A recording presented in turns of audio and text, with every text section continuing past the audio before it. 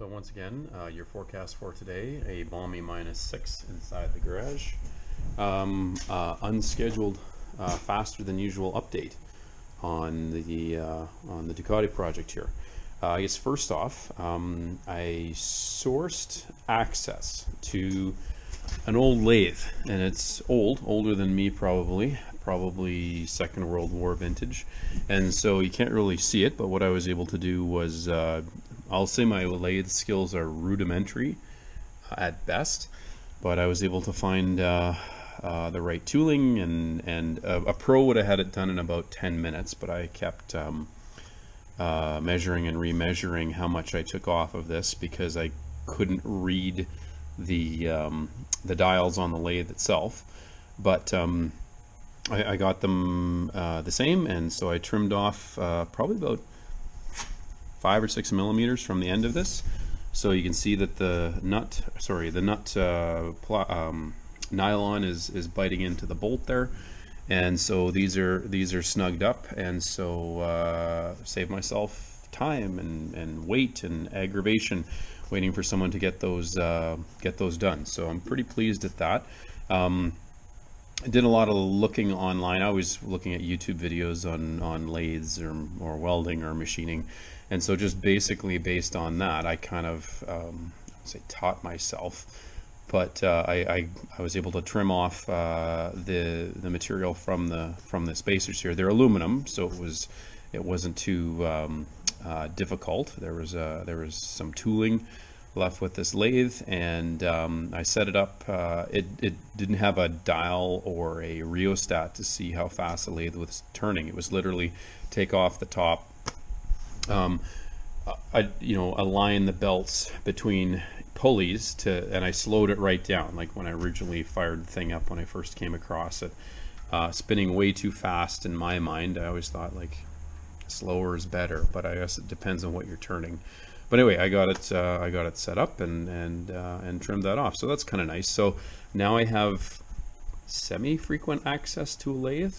I still don't know enough about setting it up or calibrating the measurements to do anything other than again, rudimentary or basic lathe work. Like I wouldn't do it to, I guess I could work on doing a spacer, but because that's what these are. But anything with not a lot of meat for the chuck to bite into or anything like that, again, I think I'll just leave it to the experts to do, or anything that requires, cutting threads or line boring or anything like that. I also noticed too that it's old. It's a sturdy lathe, but it's worn, so it wasn't perfectly round. I didn't need a dial indicator to realize that it was a bit out of round. So it's not bad when you're cutting something off, but if I was turning something like to fit a male piece into a female piece, I don't think it would be suitable because there was just too much play. So anyway, it was nice to not have to leave that at a machine shop for someone to do on their coffee break between now and 2026. So that's done. And again, I've talked about this before.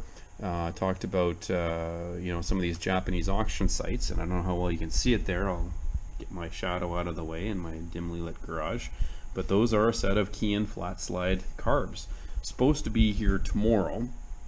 Showed up 2 days early, 2 business days early, so including the weekend, 4 days early than anticipated, so that's always nice.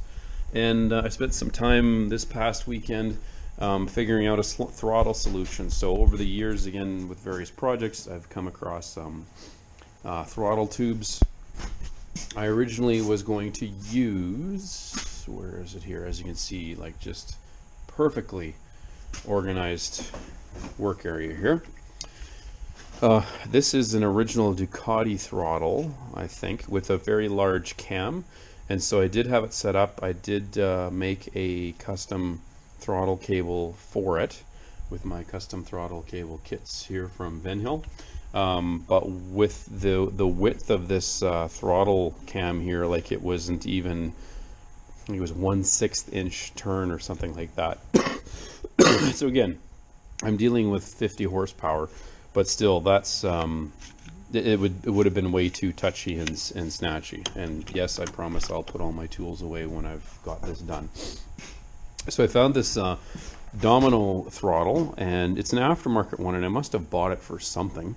But again, didn't suit the project that I had it for, or maybe bought it as a part of a parts lot. But so you can see now that with that's turned, that in itself is about a quarter turn.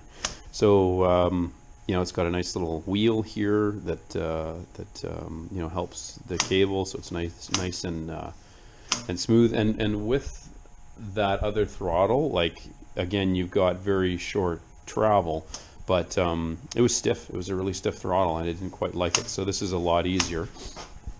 And so I promise I'll lift up the tank this time and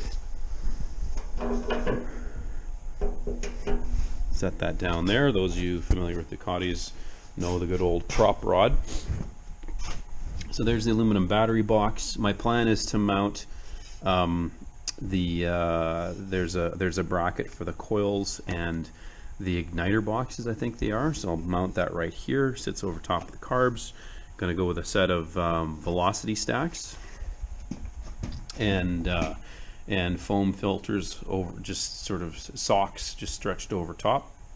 And yeah, you can see the underside of the tank as well. And again, you can't really see it that well, but a lot of nubs that are sort of sealed off there. So that's the welding that I did to the underside of the tank.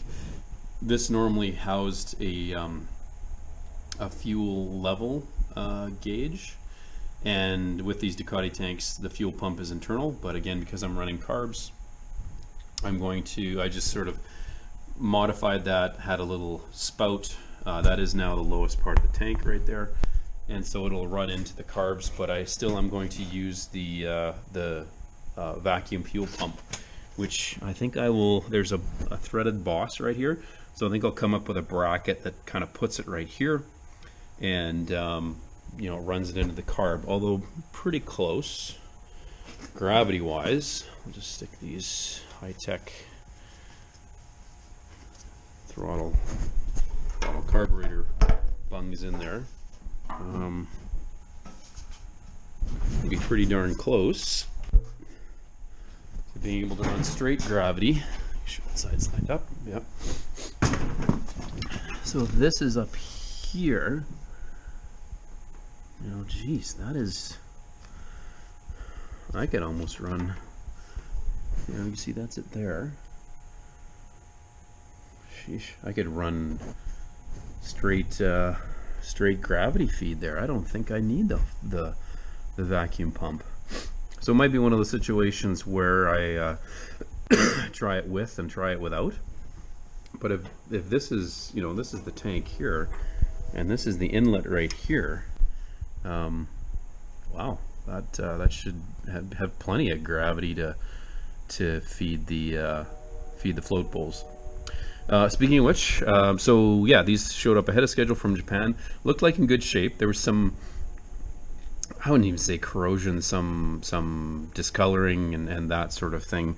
They weren't the cleanest, so I used my my usual trick of Dawn fights grease, you know, grease fighting dish solution. So again, my very patient wife allows me to wash carburetors in the sink, and then actually this time I even used a large metal pot that I normally cook noodles in to make sure it didn't lose anything. So that got all scrubbed up and the dirt and corrosion came off, and then to get rid of all the water, again used my wife's lovely Dyson hair dryer, which I thought would be a better solution than a heat gun, and just dried everything out as best I could, which I think was successful. So it's again, the carbs are in decent shape, but I did buy a carburetor rebuild kit from a place out of the States called Power Barn.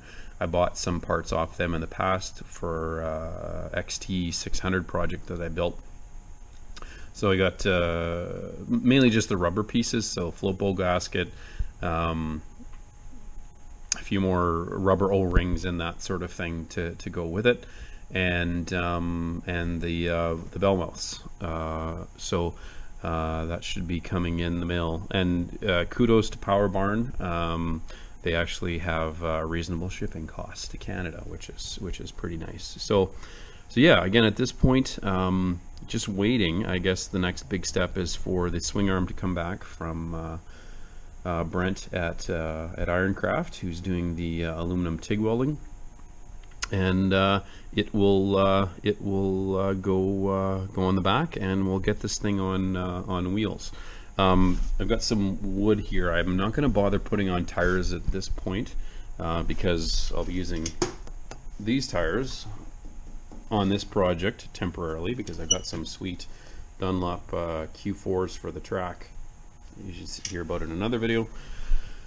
But yeah, that'll be the next step to get it off the stand. I guess the other thing too, and you kind of look back at things with hindsight, and I think I should, in one of my old Panta videos, if you want to waste your time and watch one of those things, how the frame was oriented, you couldn't actually take the side cover off. I guess it had a slightly different design, as the engines are quite similar in terms of the architecture, but they changed slightly enough. So maybe, and part of me hopes it was, and part of me hopes it wasn't. Actually, most of me hopes it wasn't. But in order to eliminate any issues with the running, I got a set of like new old stock igniters. So you got to take the side cover off. You replace the two igniters that get a signal off the flywheel as it turns, and it's these wires here. These ones right here. That go up into the, I'm going to call them igniter boxes, I'm not sure that's the right term, up by the coils. So I've splurged a bit on some of the electrical stuff, but again, it's not an overly complicated electrical system, and I'm sure someone else out there will say, oh, you should have got an aftermarket electrical system like that one company out of the Czech Republic. But yeah, at this point, so new igniter boxes. I got some new coils from Krista Kelly at California Cycle Works. So between that and the carburetors, if it still doesn't run right, I don't know what it is, because basically the entire electrical system will have been changed out, and maybe needlessly, but why not? While I'm doing it, might as well do it once and do it right, and hopefully it'll be firing up in the summertime like it should. Yeah, so that's about it for this point. And so yeah, I think now, not that I'm necessarily wanting this or not, but I think now this will be the last update for a while, simply because you know, aside from putting the swing arm or putting it on wheels, I might post some pictures somewhere, but that's about it. So yeah, once again, I'm worried about telling too many people about these Japanese auction sites, because I want all the cool parts for myself, but half the time I can't afford them anyway. So buye, buye.jp.co,